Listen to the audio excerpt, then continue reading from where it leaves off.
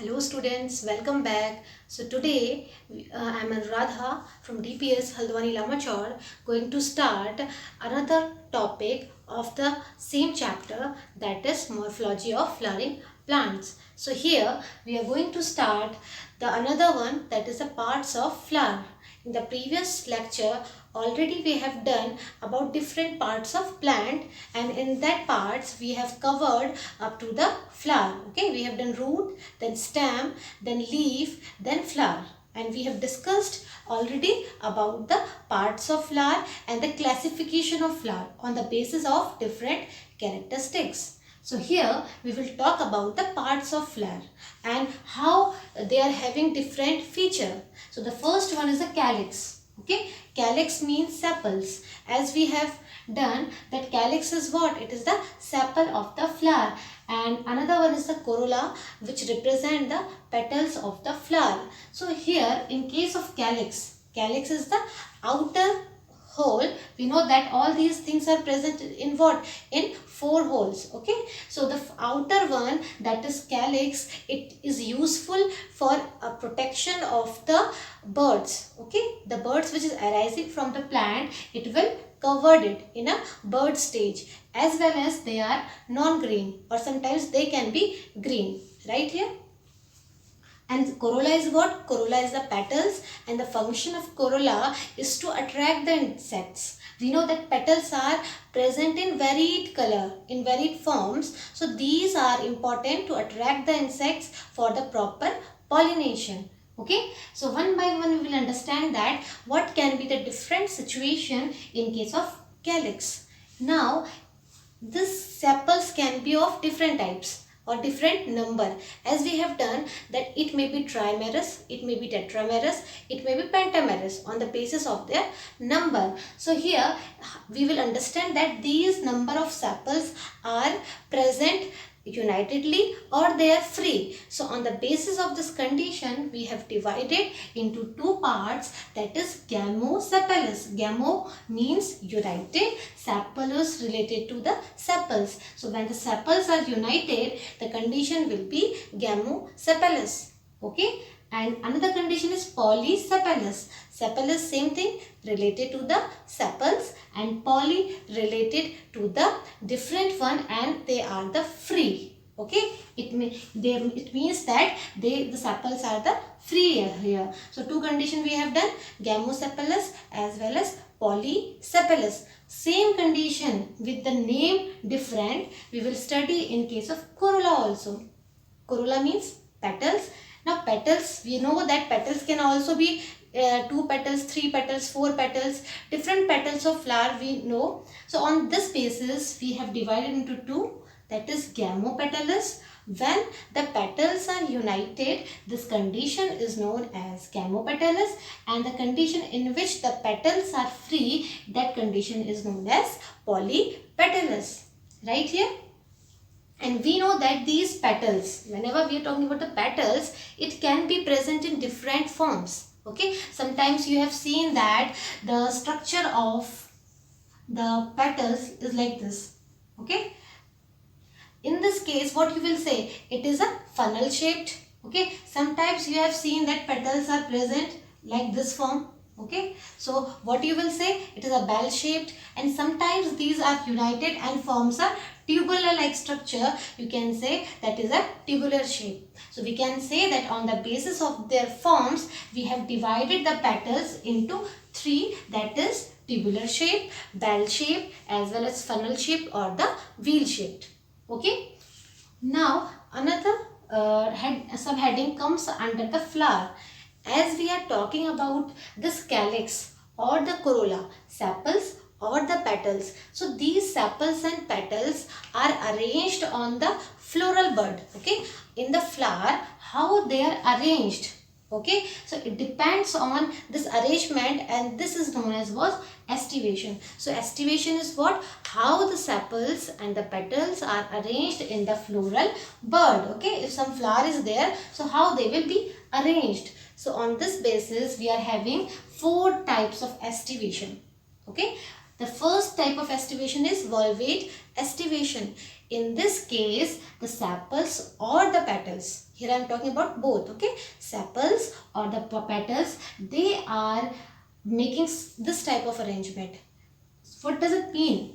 It means that if 1, 2, 3, 4, 5 sepals are there, or maybe it will be 5 petals, so they will not meet with each other. They will meet at their points. Okay, they will meet at their points, but they will not overlap to each other. Okay, sepals and petals will not overlap to each other in what type of estivation? Volvate estivation. An example you can see in case of calotropis. Okay, the another one is a twisted. The twisted name indicates that it may be some twisting like structure. Okay, now whether it is the sepals or the petals, we are having, I'm assuming that they are having 5 sepals. Okay, all these 5 sepals are overlapping to each other.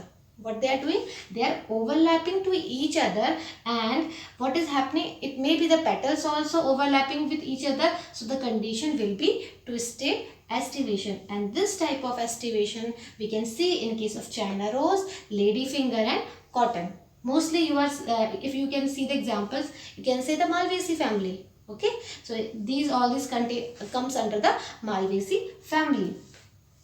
The third type of arrangement or estivation, it is known as imbricate estivation. In this estivation, what happens that again overlapping is there. Okay, overlapping of sepals or petals is there, but it is not in a particular direction. Okay, how can you compare? If you will compare this twisted one, what is happening? It is showing a proper sequence. See here, this one is inner one and this one is outer one. Then again it will become inner, then it will become outer, then it will become inner, then it will become outer. Okay, so this type of fashion it is following.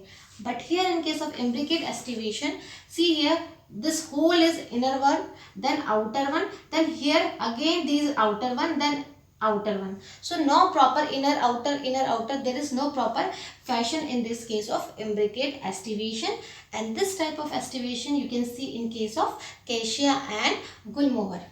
Okay, now the fourth type of estivation in case of P, you can see it, Vaxillary estivation. It is also known as papilionaceous estivation, because we can see this type of estivation in case of Papilionaceae family. Okay, what happens, as we have discussed, that if you will see the flower, so what happens that they are having this standard and they are having 2 wings and 2 keels. Okay, so on the basis of these petals, they are having 5 different types. So this is showing what? This is showing the standard, and these 2 showing the wings, and this whole one showing the keel, and this type of estivation it is known as Vaxillary estivation. Okay, now the 2 parts we have completed, and the third whole of the androecium. Androecium is what? Androecium is a male reproductive unit of the flower. Okay, and this androecium is formed of what? Stamens. Okay, stamens consist of 2 things. What are they? Anther and filament. Okay, and if we'll talk about this anther in some of the species it may be 2, and in some of the cases it may be 1. So we can say that dithecous or monothecous. If 2 will be there, then we can say dithecous. If there will be only 1, it will be the monothecous. Okay, and now if you will cut this anther, what you will see, that pollen grains are inside this anther, and these are present in this structure. We can say they are bilobed structure. So if we will take the cross section of anther, and these pollen grains are present in the bilobed structure. Okay. Now another one which we have to discuss about, that is the stamens and petals. In most of the condition, the stamens, which one? Stamens, it means that when I am talking about this anther and filament combinedly, when this stamen attaches with the petals, okay, in some of the condition, when this stamen attaches with the petals, the condition is known as Epipetalus. Okay, epi, it means that these anther are attached with the petals, epipetals, and this type of condition you can see in case of brinjal, right here. Then another time the stamens can attach with this perianth. Now what is this perianth? We have discussed about the perianth. In case of monocot, you can see that sepals and petals are not differentiated. Okay, if you will see the lily, have you seen that lily? Okay, so what happens here, that sepals and petals are not properly differentiated. It is fused with each other. When they are fused with each other, what they will form? They will form tepal. Okay, sepal and petal, when they get fused, it form tepals, and this unit is known as perianth. Perianth is what? Perianth is the unit which is showing that sepals and petals are fused. So here I am talking about this perianth, and this perianth mostly you can observe in case of monocots. Okay, in case of monocots, the sepals and petals are not differentiated, so they forms the perianth unit. Okay, so now when the stamens attached with this perianth, okay, it means it's sepal plus petals, what the condition will be? Epiphyllous. Right here, when they will attach with petal, epipetalus. When they will attach with the perianth, then epiphyllous. An example is lily. Okay, now some more conditions you can see here, that is polyandrous. Poly means many. Okay, androus relates to androsium. It means anther. Okay, now we are talking about that male part, that is androsium related to the stamens. Okay, in some of the plants you can see that more than one stamens are present. Okay, it means that it is a polyandrous condition. It means more than one or more than two. So here, if they will be more, they can be free or they can be attached. Okay, when there are more stamens, they can be free or they may be attached. When they will be attached, they will form some bundles. Okay, when they will be attached, they can form bundles. So here on this basis, I have said it may be free or it may be united, and on this basis of this union, that whether these are united in a single bundle or these are united in the two bundle, so it depends upon this situation. So we have divided that mono means one. Okay, when stamens are united and they are present only in one bunch. Okay, they are present only in one bunch or one bundle. This condition is known as monoadelphous condition. Right here, when the stamens are united in two bunch. Okay, when they are united in a two bunch, so that condition is diadelphous condition. And the polyadelphous condition, when these stamens are united and in more than two bundles, one bundle, two bundle, and more than 2, 3, 4, 5 bundles, and all they are attached. So this condition is known as polyadelphous condition. An example of monoadelphous, China rose, diadelphous, pea, and polyadelphous, citrus. Okay. So now we will understand the fourth part, that is gynosium. Gynosium is the female reproductive unit of the flower and it comprised of the carpels. Okay, what we will say? Carpels, and this carpel is made up of stigma, style, ovary. What you will see in case of flower, you can see the structure, stigma, style, and this part is ovary. Okay, so here written female reproductive unit, as well as it is known as carpels, and here that it having stigma, then style, and this part is ovary. Clear? Now this ovary bears, in this ovary if you will see that they are having ovules. This ovary having ovules, and these ovules are attached with the placenta inside the ovary. Okay, so here written ovary bears ovule, and these ovules is attached with what? It is attached with the placenta, which is a cushiony like structure right here. And on the basis of some structure, we have divided into two conditions, that is apocarpus and syncarpus. What are they? Apocarpus and syncarpus. So in gynosium, there may be one or more than one carpels. So how they are united or they are free? We will understand that this condition. So first condition is apocarpus, when more than one carpel are free. What is this?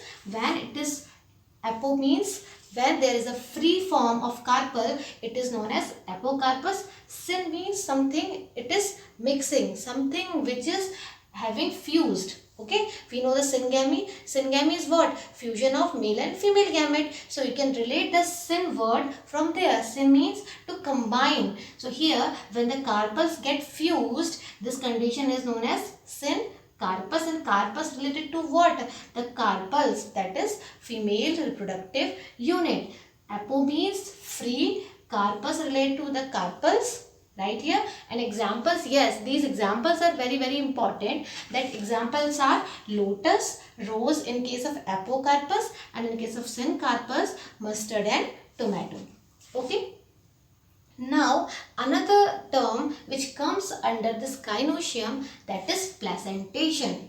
Now what is the meaning of placentation? Something related to the word placenta.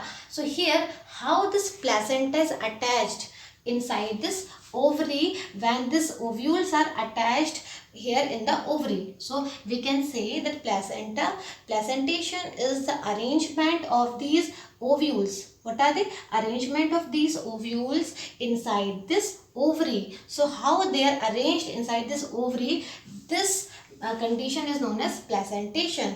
So in different plants, in different crops, we are having different types of placentation, right here. So here we will understand we are having 5 different types of placentation: marginal placentation, axial placentation, parietal placentation, free central placentation, basal placentation. Okay, so what is this marginal placentation? Marginal means something which is present in the margin, right? If you take the example of pea, everyone has seen the pod of the pea. Okay, this pod of the pea represents what? It is a fruit. Make sure that you must know that what is happening. This ovary will give rise to fruit and this ovule will give rise to seed. Okay, so what is fruit? In case of pea plant, the pod which we are getting, that is a fruit, and the seed which is present inside the pea pod, it is known as seed. So how the seed are attached with the fruit? Okay, so you can see here in case of pea how they are attached.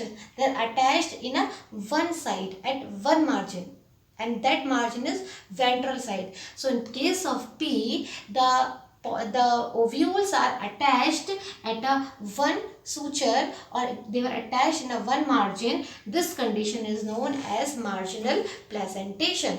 Right here you can see it very well. These ovules are attached with this placenta, and when they will get mature, we can remove this pea from here and we'll take the seed of the pea. Right here. Now another placentation is the axial placentation. Now what is the meaning of this axial placentation? Again we will take another fruit. Fruit of what? Tomato. Very easily you can see. Tomato or any citrus fruit, whether lemon or you can say mosambi. If you will cut the fruit, okay, well, because we have to cut the section. If you will cut the fruit, what you will see there, that each of them having compartments. The seeds are present inside the compartment. So we can say that they are having locules. Okay, they are having locules. So here you can see that 1, 2, 3 locules are present. Okay, and these locules are separated by the septa. What is happening? These locules are separated by the septa, and each one you can see that seeds are forming, and these seeds are nothing. These seeds are what? These are the ovules. So how the ovules are arranged in this proper ovary, okay, which is a fruit. So how they are arranged? They are arranged at the locular form, as well as they are attached with the central part. Right here. So we can say this type of example, tomato, lemon. Now another condition is parietal placentation. In this parietal placentation, we know that this is a fruit. Okay. So the inner wall of the ovary, what is it? It is ovary. So the seeds are, or the ovules are attached with the inner wall of the ovary. Are you getting here? The ovule are attached with the inner wall of the ovary, which is present at the peripheral end. Okay, they are not present at the center, they are present at the peripheral end. And one more thing, you can see that no proper locules are present in this case of parietal placentation. But afterwards you can see some of the locule will form, or some of the division will be there, but that division is not true. Why? Because there is a false septa which will not divide it into the proper chambers. Okay, they will form the two chambers which will form by this false septa here, right? An example is mustard and argemone.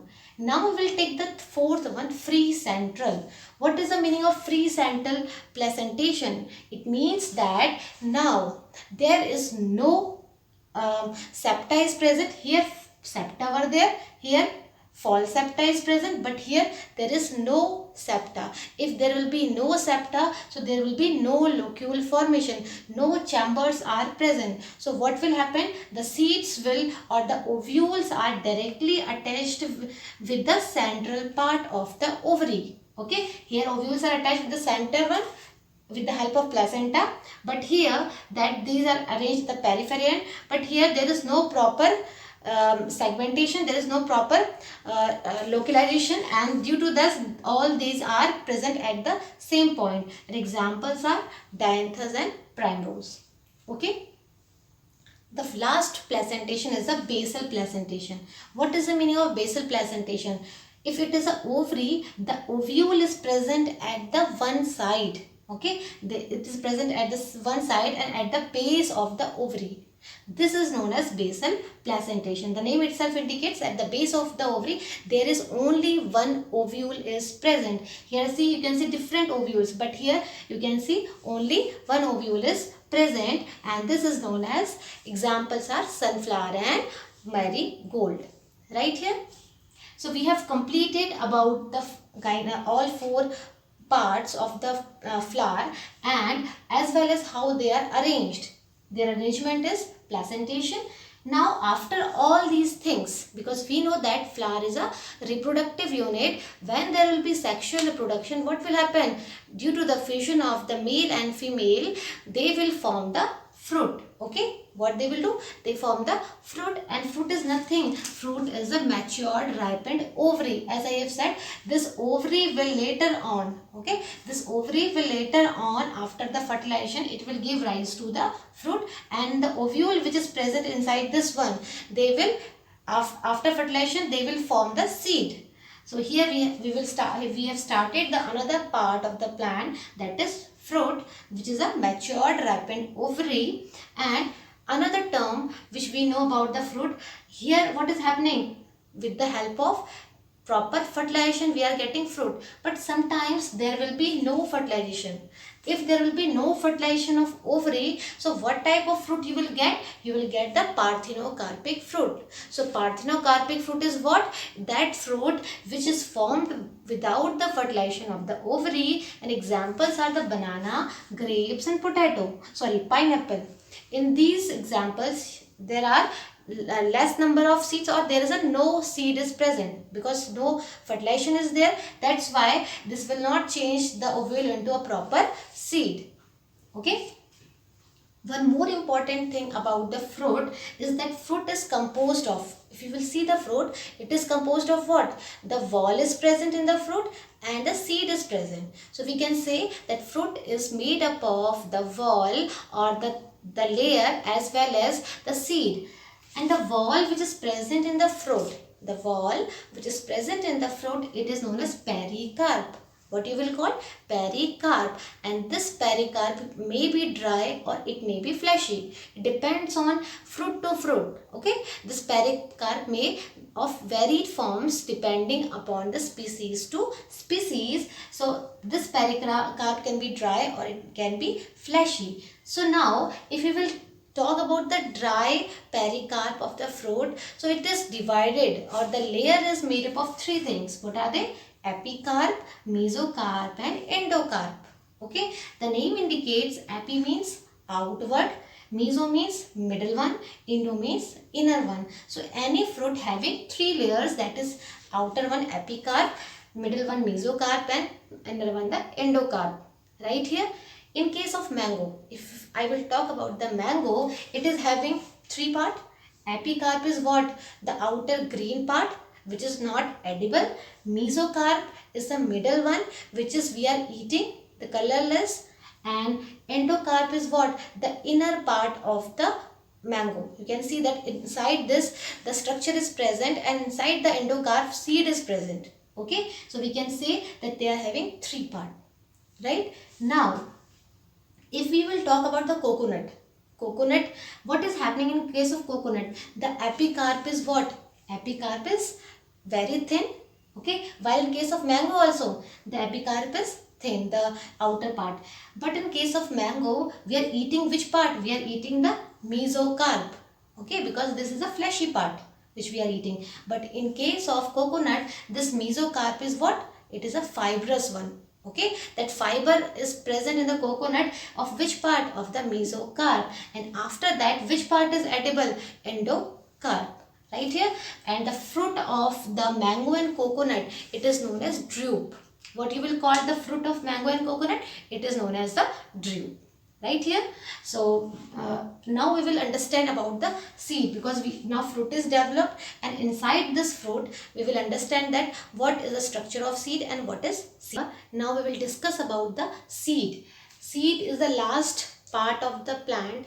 Okay, already we have done the from starting from the root, then stem, then leaves, then flower, then fruit, then afterwards seed. So seed formed after the fertilization, and seed is what? It is the ovule. Okay, that ovules will transformed into the seed after the fertilization. Okay, and we know that in case of angiosperm, double fertilization is there. And double fertilization is what? Double fertilization is that in which two types of fertilization takes place. One of them is syngamy, when there is a fusion of male and female gamete, and it will give rise to that zygote that is diploid. Right here, as well as the another sperm which will attach with this diploid. Okay, and when it will attach, it will form 3N. Right here. So two types of fertilization takes place here, and it will form zygote.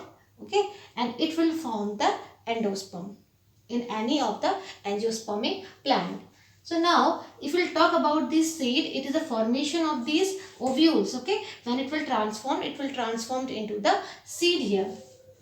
So the seed can be of two types. We already have studied in our lower classes also. Seeds can be of two types, that are dicot seed, and another one is the monocot seed. Dicot seeds are those one which are having two cotyledons. Monocot seeds are those in which only one cotyledon is present. Right here. So if you will see the structure of dicot seed, so I have taken the example of gram. Okay. So in case of gram, we know that two cotyledons are present. Right, and the outer structure is covered by the seed coat. So we can say the part of the dicot seed, the first one is the seed coat, and seed coat again having two layers, that is the outer part, that is a thick one, it is known as testa, and the inner layer, which is a thin one, it is known as tegmen. Right here. So the seed coat comprises of two layers, testa and tegmen. Then another thing which you can see in the seed of dicot one, that is the hilum. All you have seen, that is one scar is present at the base of the seed. Okay, at the base of the seed you can see that there is some small scar like the thing is present. So what it is showing? It is showing that it is a hilum, and it is useful for what? What is the function of this hilum? It will attach the seed with the fruit. Okay, so we can say that it is a scar that is present on the seed coat, and it is helpful for the attachment of the seed with the fruit. Okay, so this is the thing from which it is attached with the fruit. Now another one is a micropyle. Micropyle is that region which shows small opening. What it will show? It shows the small opening or the pores which is present over the hilum. Okay, so the space, the small space which you can see in the seed, it is what? It is the micropyle of the seed, and it is useful for what? For taking the nutrition or water from the soil, so that what will happen? The seed can be germinate properly. Okay. Now, if you will take this seed and you will sow, and after that if you will open that seed, okay, or after the germination of this dicot seed, what you can see? You can see that it, first of all, it will give rise to two cotyledons. Okay, it comprises of two cotyledons, and afterwards there is a formation of one embryonic axis. What this flower like structure is showing here? Embryonic axis. So this embryonic axis will give rise to two parts, the above part which will form the shoot system, and the lower part which will form the root system. And the thing which will form the shoot system, it is known as plumule. So plumule will give rise to the shoot system, and the lower parts, radicle, which will give rise to the root of the plant, right here. And these two are the cotyledons. And when the seed is forming, we know that first of all seed is forming, as well as along with this some PEN is also forming. What is it? Primary endosperm nucleus. It means that in every seed the endosperm is present. And what was the function of endosperm? Endosperm is giving the nourishment to the growing embryo of the seed, right here. So this endosperm is present. So on the basis of this endosperm, whether it is present or it has been consumed, we have divided into two parts. What are they? Endospermic seed and the non-endospermic seed. Okay, so endospermic seed are those seed in which the endosperm will be remain throughout. Okay, so we can say example is castor.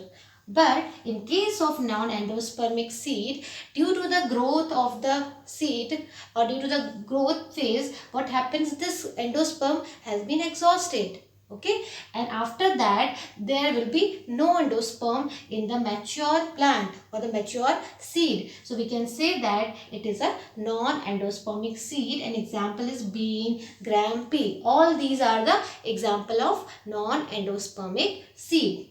Okay, now we will study about the second type of seed, that is monocot seed, and we have done that it is having only one cotyledon.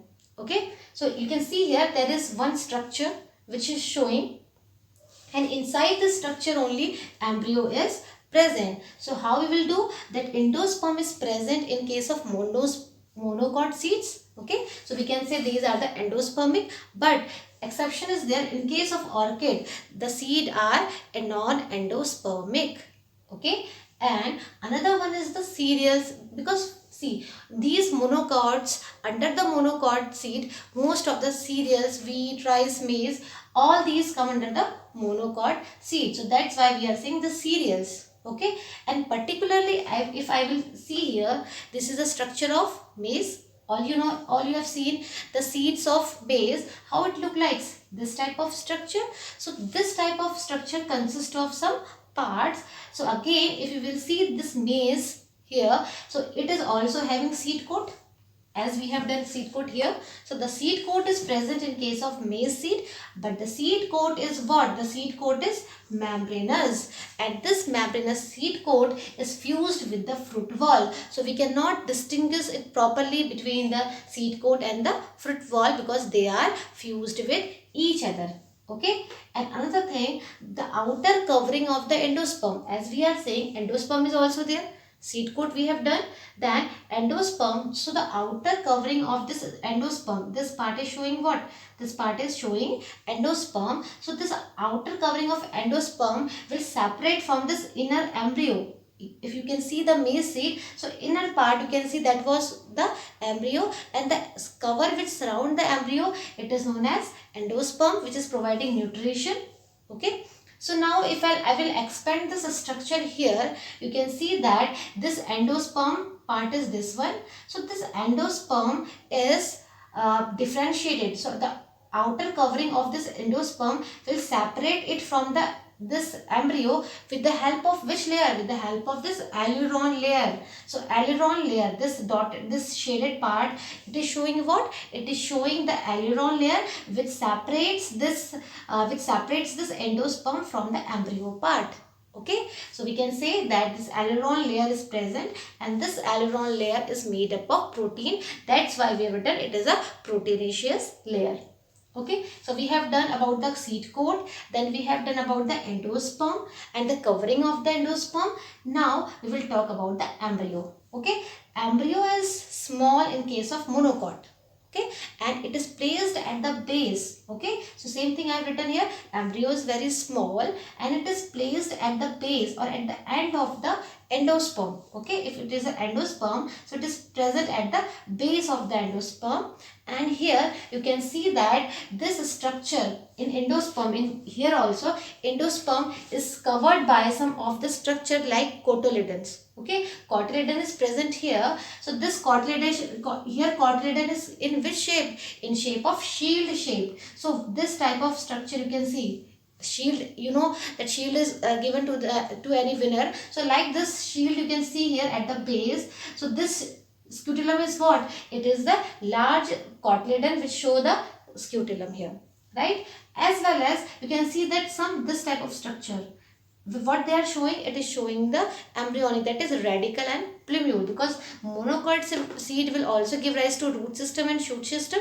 So they must have their radicle as well as plumule. So this radicle and plumule is present at the base, and here what we are saying, this short axis is present and this is having radicle and plumule.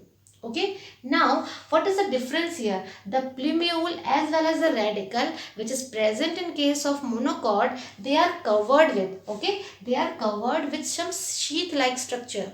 So when plumule is covered with sheath like structure, you will say what is it? It is a coleoptile. So coleoptile is what? It is a sheathing structure which will cover or which will enclose the plumule, right here.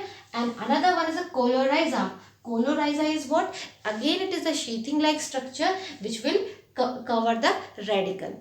Okay, so we are having these two types of structure in case of monocot seed. So here we have completed our whole parts of the flower, or sorry, parts of the plant. Now the seed was the last one.